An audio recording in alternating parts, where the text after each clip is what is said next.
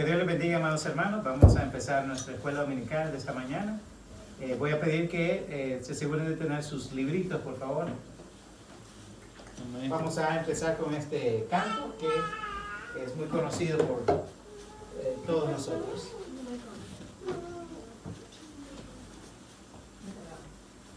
Cántelo con nosotros, por favor.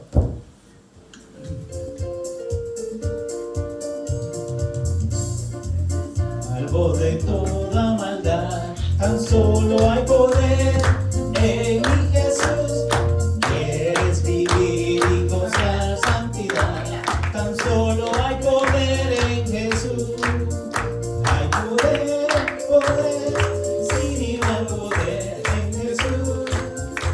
En el Dios hay poder, poder, sin igual poder en la sangre.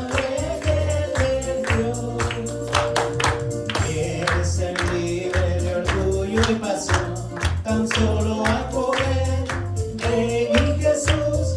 Quieres vencer toda cruel tentación. Tan solo hay poder. Vamos todos, cántenlo. Y hay poder, poder, sin igual poder en Jesús, quien murió. Hay poder, poder, sin igual poder en la sangre del número 3. Quieres servir a tu Rey y Señor, tan solo hay poder en mi Jesús. Ven y ser salvo, podrás en su amor, tan solo hay poder en Jesús. Cántalo conmigo. Hay poder, poder, sin igual poder en Jesús, de quien murió. Hay poder, poder, sin igual poder en la sangre. Vamos a orar, amados hermanos. Gracias, Dios amado, por este hermoso día que nos ha regalado. Gracias, Señor, porque a pesar, Señor, de los obstáculos que hemos tenido, Señor, aquí tenemos a un buen grupo de hermanos en la cual queremos aprender de su palabra, Señor. Por favor, derrame bendición en cada uno de nosotros. Perdone nuestros pecados, Señor. Le pedimos, Señor, que podamos tener nuestra mente alerta, Señor, nuestros sentidos, Señor, ejercitados, como dice su palabra, para que su palabra, Señor, pueda ser el rema en nuestras vidas, Señor, y que podamos ponerlo en práctica. Se lo suplicamos en nombre de Jesús. Amén. Puede tomar asiento, por favor, hermanos. Si abre su librito, por favor, el libro de escuela dominical. Aquí está uno.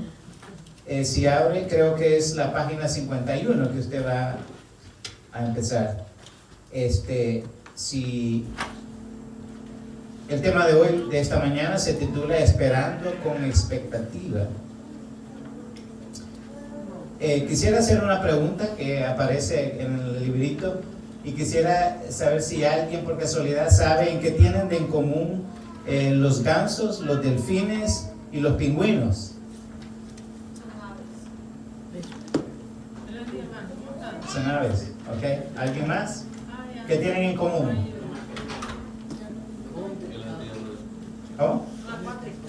Comen pescado. Los gansos, los pingüinos y los delfines. ¿Qué tienen en común estos hermanos? Bienvenidos, estos hermanos, estos animales, hermanos. ¿Qué tienen en común? Bueno, hay algo que tienen en común, hermano, que para serles sincero yo no sabía, pero es que ellos duermen con un ojo abierto, fíjese. Ellos duermen como, y de ahí viene quizás el dicho, ¿verdad? Que dice, con un ojo abierto, hay que dormir con un ojo abierto, ¿verdad? ¿Cuándo cree usted que debemos, cuándo es que cree usted que debemos de, o aplicamos o ponemos en práctica este dicho? Cuando dice la palabra que hay que velar y orar. Correcto. Cuando la palabra nos menciona que tenemos que estar como alertas, tenemos que estar, dice la Biblia, velar, ¿para qué? Para que no caigáis en tentación. Entonces, vamos a hablar acerca de este tema que se titula Esperando con expectativa. Y quisiera preguntarle a usted, amado hermano y hermana, ¿cuándo fue la última vez que usted se sintió, ¿verdad?, aludido por algún acontecimiento que usted estaba esperando? Quizá una fiesta, quizá casarse, quizás... ¿Cuándo fue la última vez? un suceso próximo que vendría. ¿Cuándo fue que la última vez que usted se sintió expectante para ello? Para mí, cuando nacieron mis hijos. Cuando se nacieron sus hijos, ok. Es muy gratificante, hermano, ¿verdad? Y en realidad cuando usted espera algo, ¿cómo se siente ese momento? ¿Cuándo se siente ese tiempo que tiene que esperar? Cuando usted verdaderamente lo espera, ¿verdad? Obviamente cuando estamos esperando un cheque del IRS, ¿cómo nos sentimos? Ansioso, ¿verdad? Pero cuando usted tiene que pagar, ¿cómo se siente? Cansado.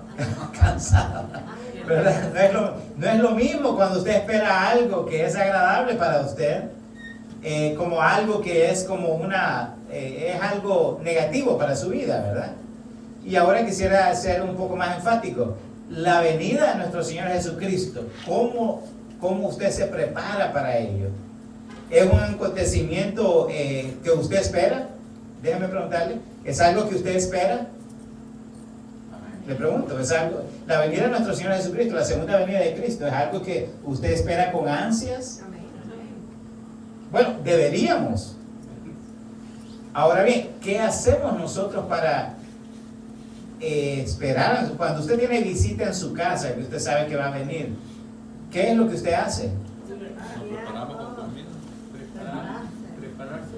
Prepara. Yo no creo que usted espere, ¿verdad?, que la gente vaya a venir y el volcán de ropa tirado, ¿verdad?, allí, o que esté todo sucio. No, por lo menos usted va a decir, va a venir visita. Por lo menos es la expectativa, hermano, ¿verdad? Ahora bien, espiritualmente, ¿qué le dice a usted cómo usted debe de estar preparado si Cristo viene? Oh, ya estamos entrando en materia. Entonces es algo que nosotros tenemos que hacer para prepararnos para la venida de Cristo, hermano. Yo no sé, a veces quizás usted ha tenido diría yo, una mala costumbre, aunque para muchas personas funciona esto, que es, el verbo es procrastinar, ¿verdad? Que es más que todo dejar todo para última hora, ¿verdad? Y hay personas que son así, hay personas que hacen procrastinación, hermano. Es decir, tienen algo que hacer y esperan ¿hasta cuándo? El último minuto para hacerlo, el último momento.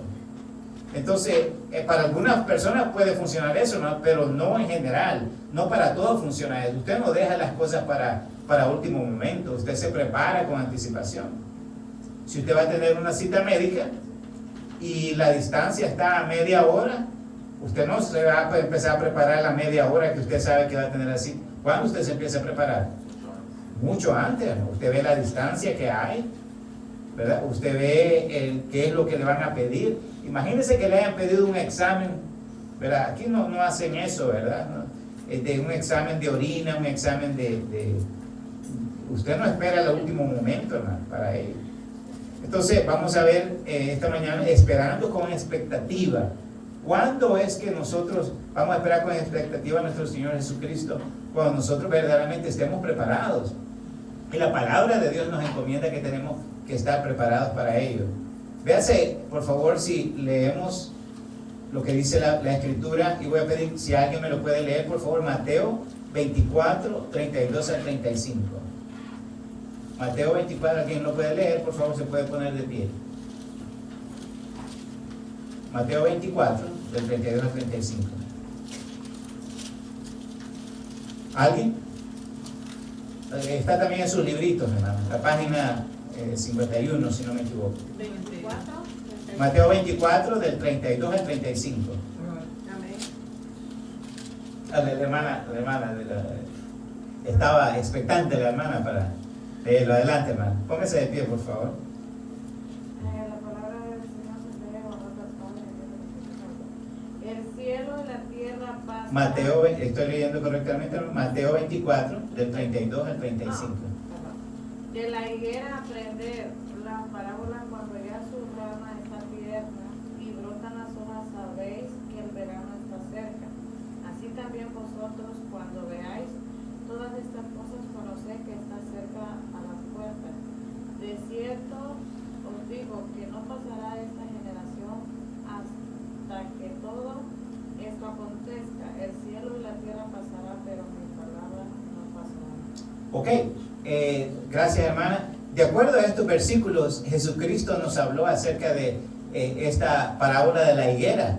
Y nos dice, fíjese, cuando veáis todas estas cosas, conoced que está cerca, a las puertas. De cierto os digo que no pasará esta generación hasta que todo esto acontezca.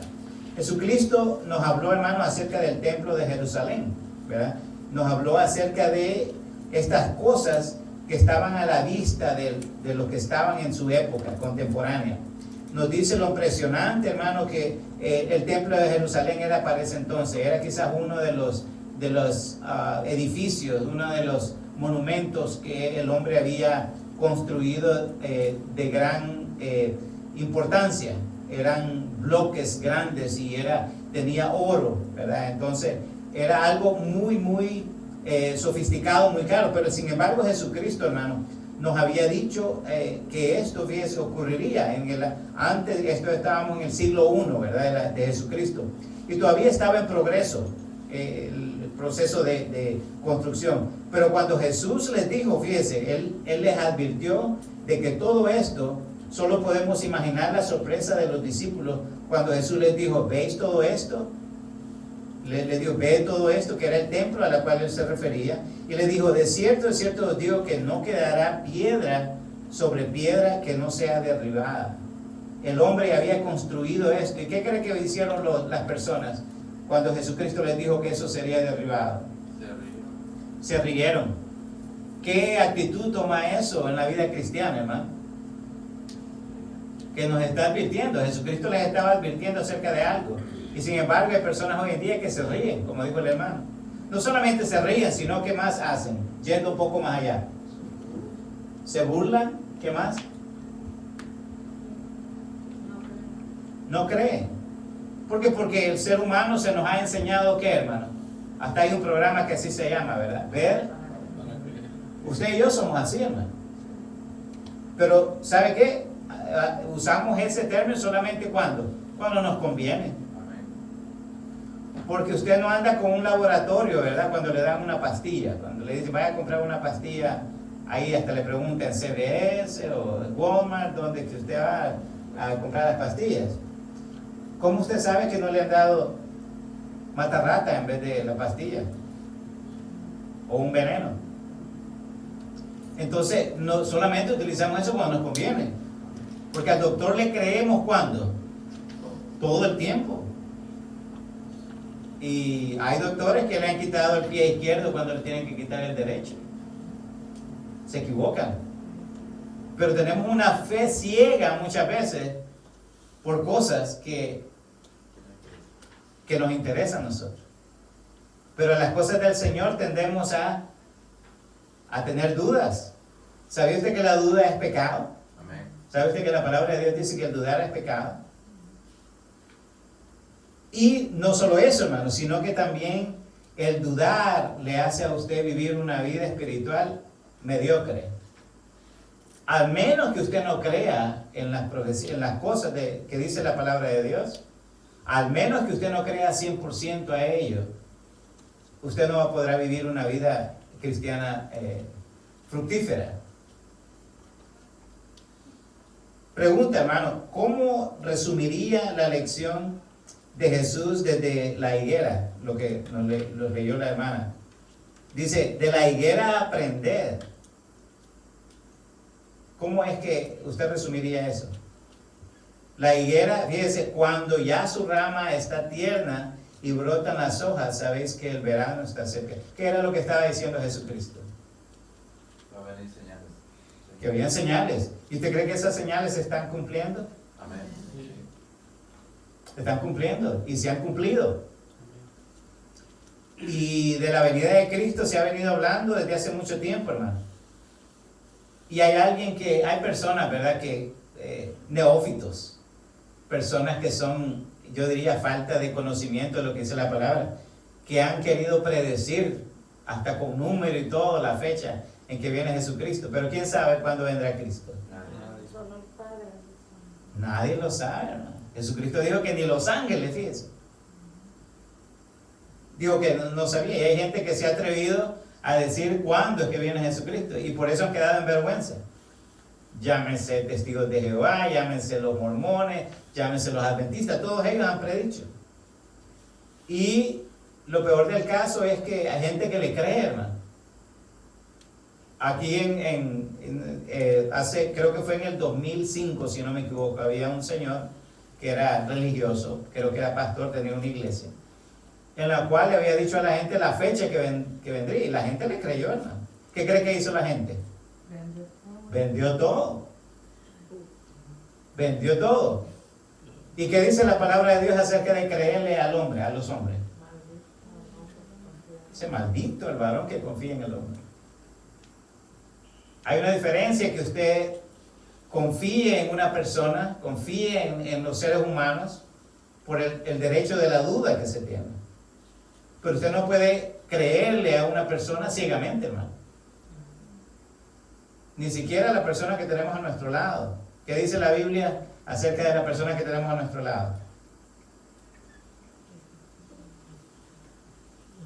No me refiero a hermanos ni nada de eso, obviamente. Pero la Biblia dice que tener cuidado con la que duerme a tu lado, dice. ¿Entiendes? No podemos confiar cegadamente con las personas. ¿Por qué? Porque las personas cambiamos, hermano. Sí, porque el humano Claro. no puede cambiar, es una decepción. Claro. Experiencias de la vida hacen cambiar a los seres humanos. Entonces, muchas veces hemos errado nosotros en poner 100% confianza en personas. Entonces, Jesucristo les estaba diciendo que iba a pasar algo, y Jesucristo les dijo que no quedaría piedra sobre piedra del templo de Jerusalén. ¿Eso se cumplió, sí o no? Sí, en el año 70, hermano, el templo de Jerusalén fue derribado. ¿Por quiénes? Por los romanos, que invadieron Jerusalén y lo saquearon y se llevaron todo. Entonces lo destruyeron. Entonces se estaba cumpliendo las profecías del Señor. Entonces, ¿cómo resumiríamos la lección de Jesucristo acerca de la higuera? De que debemos estar preparados. ¿Cuándo preparados? ¿Mañana? Todo el tiempo. ¿Sabe cuál es el problema? Que los cristianos decimos estar esperanzados en la venida de Jesucristo, pero posponemos nuestra santidad, nuestra forma de vivir correctamente delante de Dios para futuro, para mañana. No, dice la gente, mañana me voy a componer, mañana voy a cambiar. Y la palabra de Dios más adelante nos va a dar ejemplos, ¿verdad?, de cómo nosotros erramos en ese aspecto. Porque ninguno de nosotros espera un ladrón, ¿verdad?, en la casa. ¿O sí? No. Si usted sabe que va a venir un ladrón, ¿qué va a hacer? Prepara un bate, ¿verdad? O una pistola. Entonces, nosotros no estamos con la expectativa de que eso va a ocurrir en este momento. Pero ¿cuál es nuestra obligación como hijos de Dios? Estar preparados, hermano. Dice, aprender de la parábola, en el verso 32 que leyó la hermana. Jesús les había dicho a los discípulos que la ciudad y el templo serían destruidos. Y esto ocurrió, hermano, en el año 70 después de Cristo. Cuando los romanos saquearon la ciudad, lo invadieron, los discípulos le preguntaron a Jesús cuándo ocurriría esto y cuál sería la señal de su regreso. Jesús respondió a ambas preguntas mediante parábolas. ¿Por qué Jesucristo hablaba con parábolas? ¿Qué eran parábolas, hermano? Vamos a aprender algo ahora. ¿Qué eran las parábolas? ¿Habla? ¿Ok? ¿Qué eran parábolas? Parábolas eran historias, parábolas eran una ilustración de algo que quería darles a conocer a nuestro Señor Jesucristo. Entonces, él hablaba por parábolas. Entonces, hermano, Jesús sigue usando parábolas relacionadas con su regreso y con la necesidad de que sus discípulos permanecieran vigilantes a la espera de su regreso. Es decir, con un ojo cerrado y con otro abierto, alertas. La higuera, fíjese, Los higos, bueno, de ahí viene, tienen un alto valor nutritivo, hermano, y era parte importante de la dieta de los israelitas. Ellos comían mucho este fruto. Y en este caso, hermano, Jesús usó una parábola sobre las higueras para hablarle a sus discípulos sobre el regreso del Hijo del Hombre. Estaba viendo un acontecimiento bastante feo con la guerra que está ocurriendo en Rusia, hermano, en Rusia e Inglaterra, pero en Rusia y Ucrania. Y sucede de que hoy con tanta tecnología que hay, hermano, usted sabe, los drones antes, ¿cómo empezaron? Cuando vimos a los drones, ¿qué empezaban? ¿Qué eran los drones? Era para jugar, ¿verdad? Era algo bonito, ¿verdad? Los niños hasta les compramos, creo que a Lucas le compramos, a los niños le compramos un dron.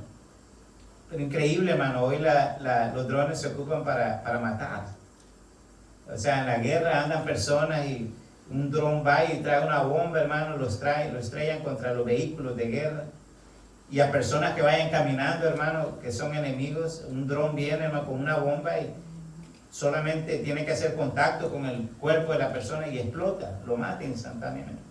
Pero había algo más crudo que eso. Había un ruso y un ucraniano que se encontraron, ambos estaban armados, pero sucedió que empezaron a dispararse a corta distancia, pero luego llegaron hasta acuchillarse, hermano. O sea, utilizaron eso.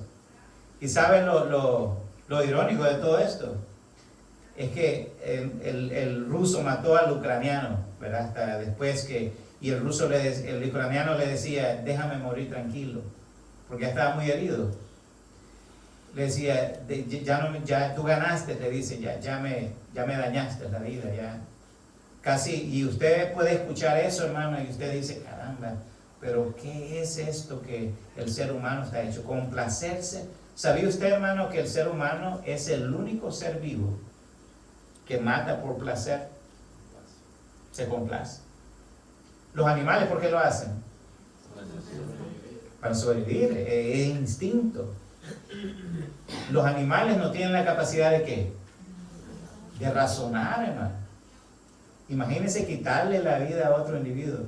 ¿Y sabe lo que pasó? El ruso, después que lo había matado, y el ucraniano pidiéndole, ya déjame sí, porque el tipo ya estaba muerto, ya estaba moribundo. Y viene el ruso, hermano, y aún habiendo escuchado eso,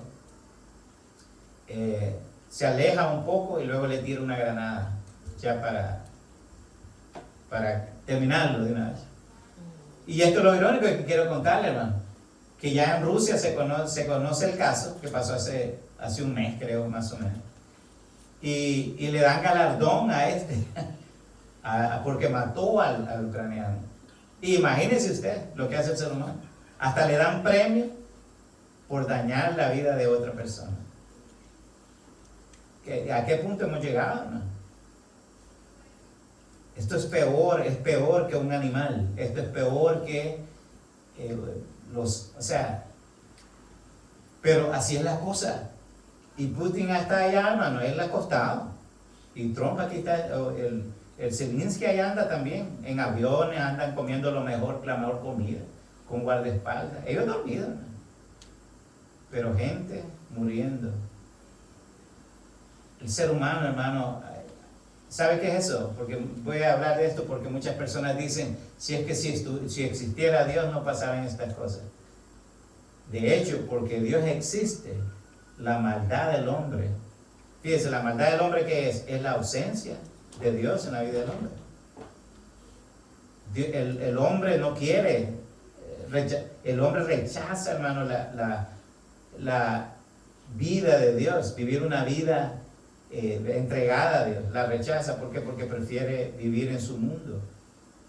Entonces, a este punto hemos llegado con la humanidad, hermano. Ya no hay una compasión, ya no hay un aspecto de empatía para el ser humano.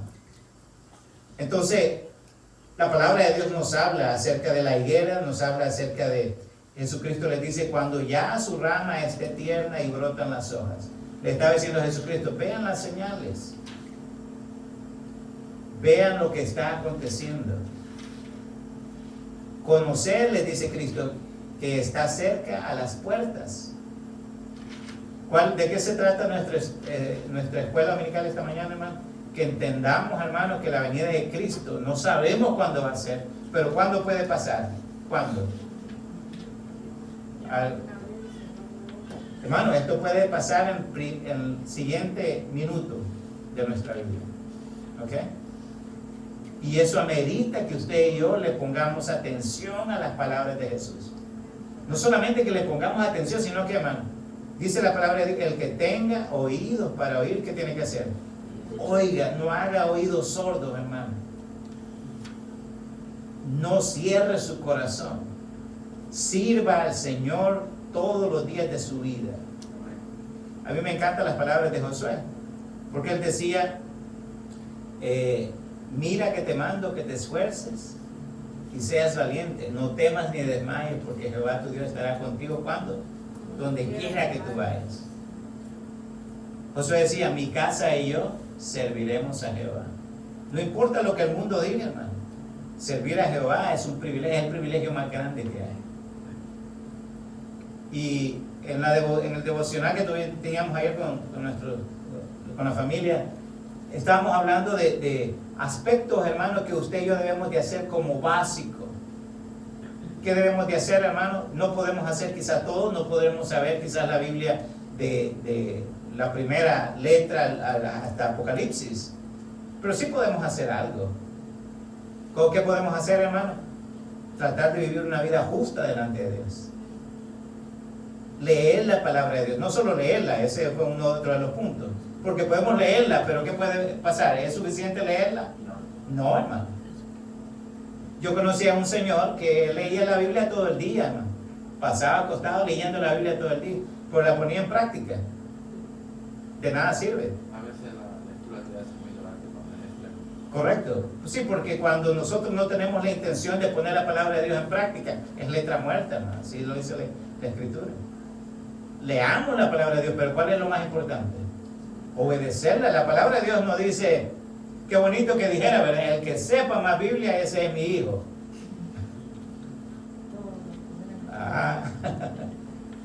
Todos nos preocupáramos, ¿verdad?, por aprender la Biblia, pero no es el que obedece, dice la Escritura.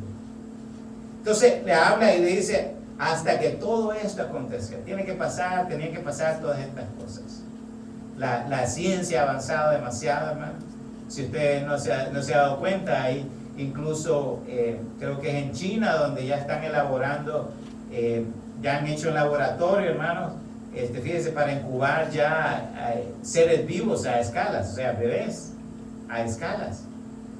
Si usted no lo sabía, hermano, allá con la inteligencia artificial que se ha creado, ¿verdad? Gente que ya no quiere bebés de carne y hueso, sino que ya los piden como muñecos, y los muñecos hablan también.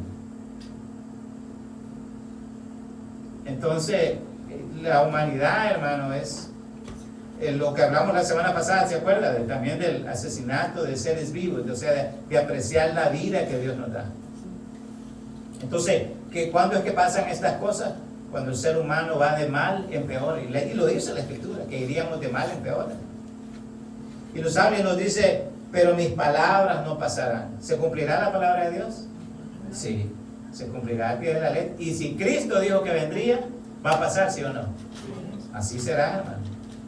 Si Cristo nos advierte y nos dice, véanse, las palabras de Jesús son la verdad absoluta. Hay dos tipos de verdades, hermano. ¿Cuáles son los dos tipos de verdades que hay?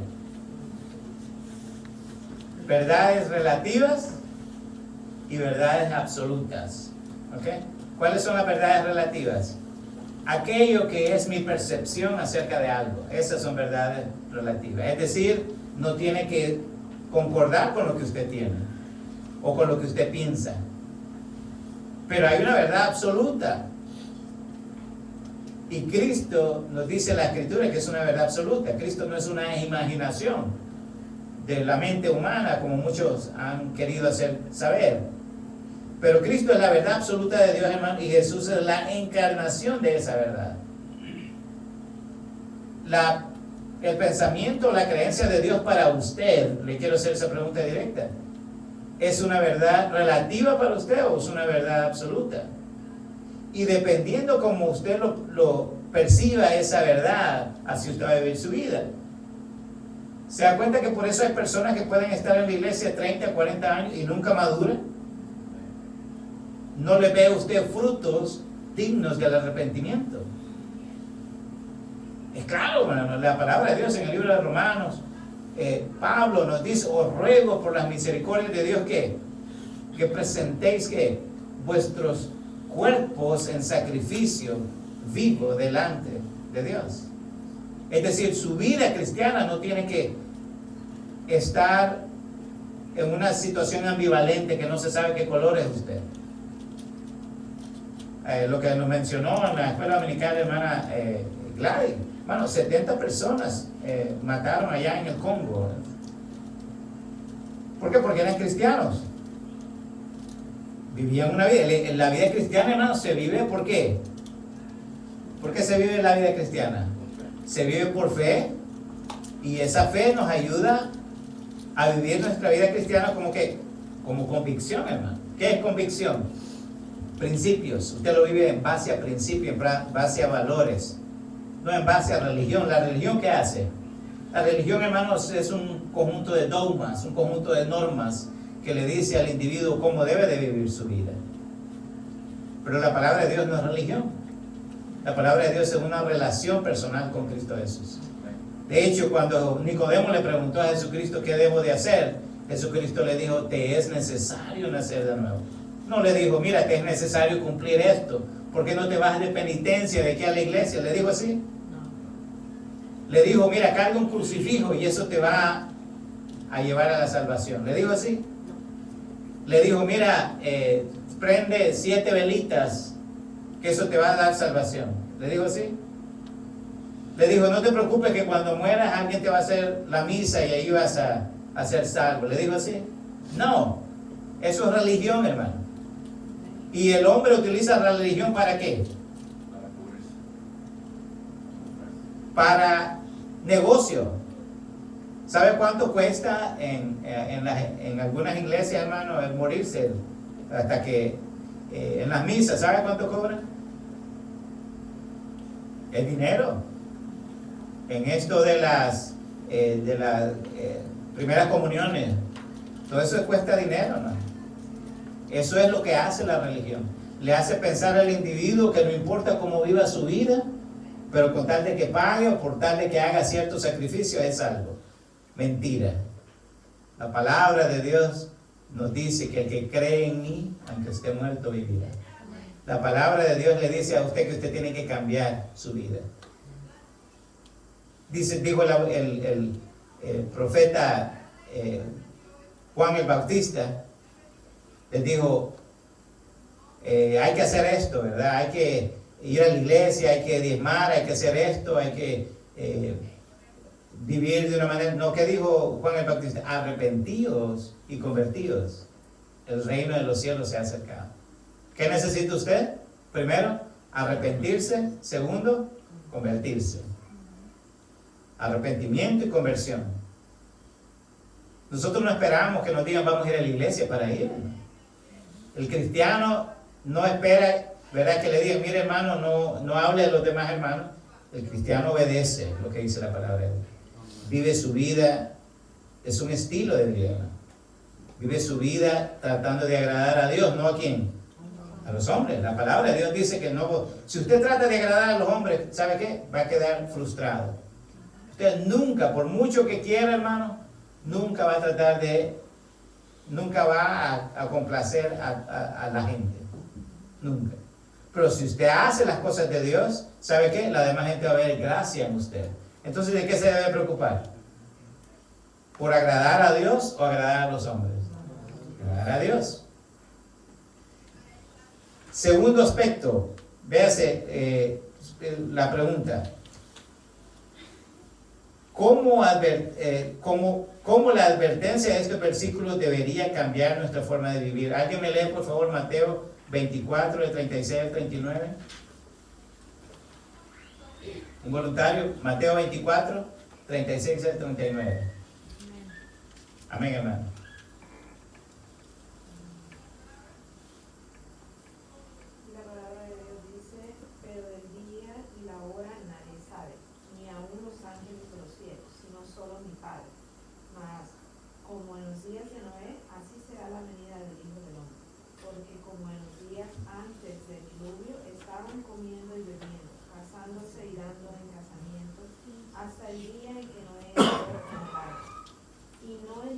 vivieron hasta que vino el diluvio y se los llevó a todos. Así será también la venida del Hijo del Hombre. Ok, ¿quién es el Hijo del Hombre?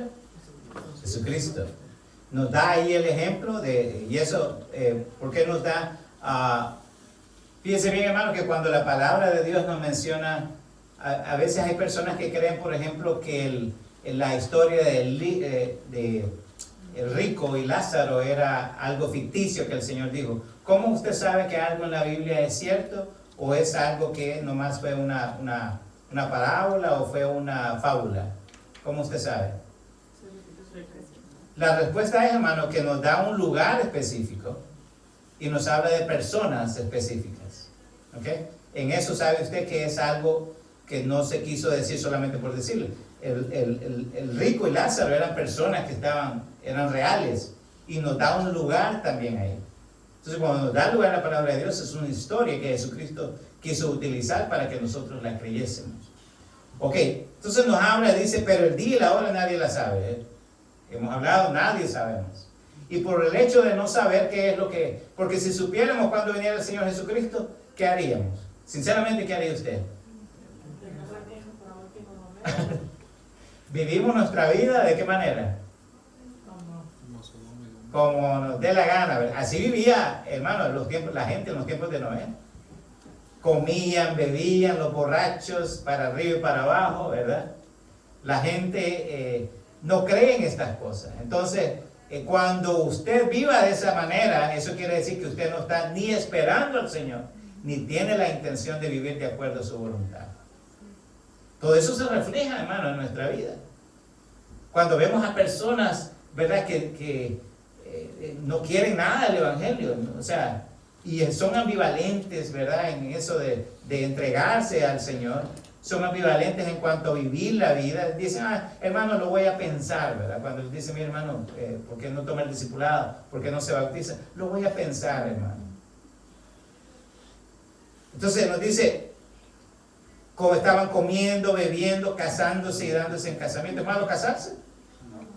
Pero quizás ahí había otro tipo de casamientos que se estaban dando. Y Jesucristo estaba advirtiéndonos de eso. Hasta el día en que Noé entró en el arca. ¿Cuándo fue que la gente empezó a preocuparse ahí alrededor de Noé? No fue ni siquiera, hermano, cuando ya tenían el agua en el cuello. Porque ahí no había, era un desierto, hermano. Fue cuando las puertas se cerraron. Noé tuvo que cerrar las puertas. Entonces, imagínense en el desierto, ¿eh? Y Noé había predicado ¿por cuántos años? A ver, ¿por cuántos años había predicado Noé? 40 años. 120 años, hermano. Y la gente aún así no quiso escuchar. Pero mire, ya había el desierto, la gente estaba, ¿verdad? Pero de repente empezó a haber un poquito de agua, hermano.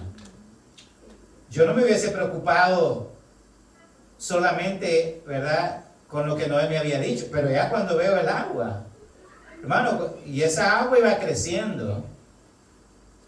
¿Y qué hicieron después a lo que Noé les había predicado? ¿Qué hicieron? Suplicaban que les abrieran las puertas, hermano. Así será aquellos que andan ambivalentemente en el Señor, queriendo que Dios les abra la puerta. Y una vez cerrada la puerta de Noé, ¿qué pasaba? Fíjense que algo ocurre con nosotros cuando la otra vez estaba viendo un caso de este hombre que lo dejó el avión. ¿Por qué cree usted que lo dejó el avión? Porque estaba tarde. Pero el avión salía en media hora. Pero hay una hora en la cual cierran la puerta. El avión estaba ahí. Pero hay un protocolo. Hay un protocolo, ¿no? Mire, pudo haber sido el rey fulano, pero si ya se cerró la puerta, ya hay un protocolo. ¿Qué pasa si alguien abre la puerta? Falta media hora para que salga el avión, hermano. Pero hay un momento que ya no se abre. Y así es el reino de los cielos, hermano. ¿Jesucristo manda a la gente al infierno? No.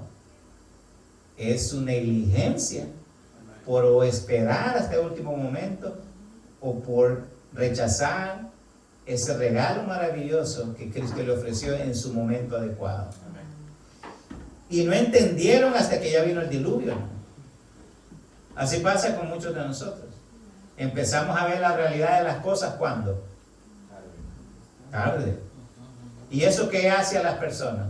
¿Cómo clasificamos a las personas cuando empiezan que ya tienen el agua hasta el cuello? Irresponsabilidad. ¿Qué más? ¿Cómo? Insensata. ¿Qué es insensata? No usar los sesos. ¿Qué más? Una persona negligente. Tiene muchos calificativos eso, ¿no? Una persona necia.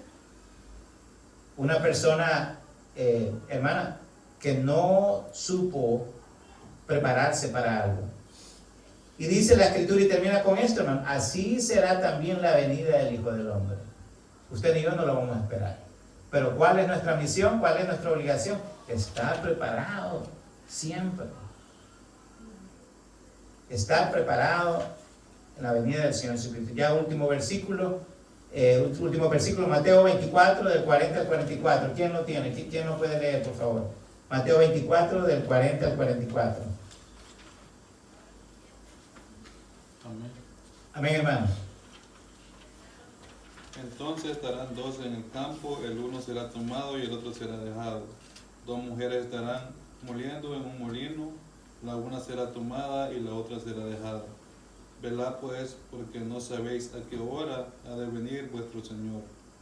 Pero sabed esto, que si el padre de familia supiese a qué hora el ladrón habría de venir, velaría y no dejaría minar su casa. Por tanto también vosotros estad preparados, porque el Hijo del Hombre vendrá a la hora que no pensáis. Ok, gracias, hermano. Una pregunta para todos. ¿Cómo cambiará su manera de vivir si supiera que Jesús regresaría mañana? ¿Cómo cambiaría su vida? ¿Ah? Yo creo que nos ponemos de rodillas desde hoy, ¿verdad, hermano? Claro que sí. Nos pondríamos de rodillas, nos pusiéramos en paz con todo, ¿no es cierto? Hasta el chucho, perdón. Hermano, sí, pero es que no esperemos que sepamos cuando Cristo venga. Y ese es el misterio de la palabra de Dios, porque si supiéramos, hermano, yo espero hasta el último momento. Mira, Señor, ya 2 minutos antes, ¿verdad? Me voy. Señor, dice la Biblia que nos encuentre así. Es decir, cuando Cristo venga, a usted le tiene que encontrar de qué manera el Señor. Dice, haciendo así, hermano. ¿Qué va a estar haciendo? Hermano, glorificando el nombre de Dios. Pero recuérdese, vivimos una vida de acorde a la voluntad de Dios. ¿Por qué? Porque usted le ha hecho un estilo de vida. No cuando a usted le conviene, no cuando usted quiera, no porque el pastor le dice a usted, sino porque usted sabe que es inminente la venida de nuestro Señor Jesucristo. ¿Y qué pasa si usted vive una vida de estilo de vida? ¿A quién beneficia esto cuando usted vive de acuerdo a la voluntad de Dios? Le beneficia a usted mismo, hermano. Un día el pastor, que es un pastor brasileño muy conocido, hermano, y a él creo que lo entrevistaron y él dijo, mire, había la muchacha que lo estaba entrevistando era atea, y le dice, mire, pero ¿qué tal le dice si lo que usted predica acerca de Dios no es cierto? ¿Qué tal le dice si todo lo que usted ha predicado y no es cierto? Primero que todo, y él le responde, el pastor le responde, mire, le dice, la pregunta para usted, le dice, es, ¿qué tal si fuese mentira? Le dice, de lo que nosotros predicamos, ¿qué tal si? Pero pasa el tiempo, le dice, pasan los tiempos, le dice, pasan las cosas, le dice, pero, y me encuentro, le dice, que no hay nada, no hay Dios, no hay nada. ¿Qué perdí yo? Le dice él. ¿Y qué pierde usted? ¿Qué perdió la señora? ¿Qué perdió el pastor? ¿Qué perdió? Nada. ¿No es cierto? Porque si usted predica algo y al final de los tiempos no hay nada, ¿qué perdió usted? Usted no pierde nada. Pero yo quiero agregar a eso, vivimos una vida tranquila, hermano, una vida sana. Vivimos una vida, hermano, que no nos metimos en problemas, vive usted una vida con paciencia, vive una vida larga porque Dios le da larga vida. Pero después le hace la pregunta ya un poco más retórica, más confrontativa. Le dice, pero ¿qué tal? Le dice que yo ando predicando, le dice este evangelio que he hablado por muchos años, por muchas décadas. Y de repente me encuentro que muero, le dice. Y luego hay un cielo, luego hay un Dios, hay una salvación. Y le pregunta a ella, ¿qué perdí yo? Le dice a ella. Él le pregunta a ella, ¿qué perdí yo? No perdí nada, le dice, al contrario, gané mi salvación. Pero ¿qué tal si hay un Dios? Le dice. Hay un cielo, hay una salvación. ¿Qué perdió usted? ¿Qué pierde la persona que no cree? Su vida, su salvación, hermano. ¿Se da cuenta? Hasta inteligente es creer en Dios, ¿no es cierto, hermano? Por eso dice la Biblia, fíjense que todo tiene sentido. Dice la Biblia, no hay Dios. ¿Quién? ¿Quién dice que no hay Dios? No hay Dios, dice el necio, en su corazón. Y por eso vive como que si no existiera Dios. Pobrecita esa gente, hermano, que vive como que si Dios no existiera. Porque no se pierde nada con creer. Se pierde al no creer.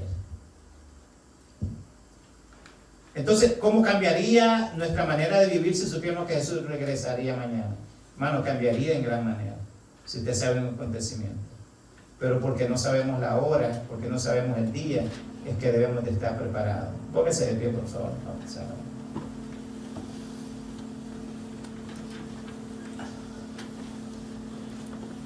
Gracias, Dios amado, por su palabra. Gracias por hablar en nuestras vidas en este mensaje de escuela dominical, Señor. Le pedimos, Padre, que nos dé la fortaleza, Señor, para poder seguir adelante, Señor, en esta meta que, Señor, nos hemos propuesto, Señor.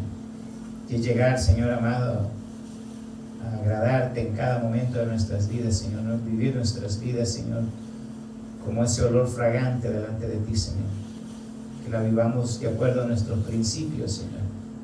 Que sea un estilo de vida, Señor, en la cual podemos glorificarte, aunque no estemos en público, Señor. Ya sea en privado o en público, Señor, que siempre podamos glorificar tu nombre. Permita, Señor, que nuestra vida sea un altar para ti, Señor. Que nuestra vida, Señor, sea un olor fragante. Señor amado, que donde quiera que nosotros estemos, Señor, tú vivas en nosotros. Y que no nos avergoncemos de este glorioso evangelio, Señor. Señor, que cada uno de nosotros haya aprendido, Señor, esta mañana, de que por el hecho de no saber, Señor, exactamente la hora ni el día en la cual tú regresas, Señor, como Rey de Reyes y Señor de Señores, Señor, es que debemos de vivir nuestra vida de acuerdo a tu voluntad, Señor. Ser obedientes a tu palabra. Señor, tu palabra dice que obediencia es más gratificante que sacrificio. Permita, Señor, que nuestras vidas puedan ser, Señor, ese olor fragante que tú buscas en cada uno de nosotros. Que veas, Señor, adoradores que te adoran en espíritu y en verdad, Señor. Que nuestras vidas puedan ser un ejemplo, Señor, para los que están a nuestro alrededor. Que podamos ser ese testimonio vivo, Señor, esas cartas leídas por el mundo, Señor. Te damos gracias infinitamente, Señor, por este momento, por lo que hemos aprendido, Señor, en el nombre de Jesús. Amén. Podemos saludarnos unos a otros, hermanos, en el amor del Señor. Se olvide que empezamos en 15 minutos.